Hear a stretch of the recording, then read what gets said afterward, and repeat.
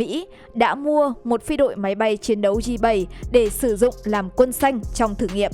Trích dẫn dữ liệu từ Viện Nghiên cứu Hòa bình Quốc tế Stockholm cho biết, trong thập kỷ qua, Trung Quốc đã xuất khẩu máy bay quân sự trị giá 7,2 tỷ đô la Mỹ, hầu hết bao gồm các bộ phận riêng lẻ, chứ không phải máy bay chiến đấu nguyên chiếc. Máy bay chiến đấu của Trung Quốc có số lượng mua khá hạn chế, đến mức mà chính Trung Quốc cũng đang phải nâng tầm ảnh hưởng để thu hút khách hàng với các máy bay chiến đấu tiên tiến của họ. Trong thời điểm hiện nay, không quân Triều Tiên vẫn đang sử dụng F-5, phiên bản xuất khẩu của J-5 và F-6, biến thể nội địa của J-6.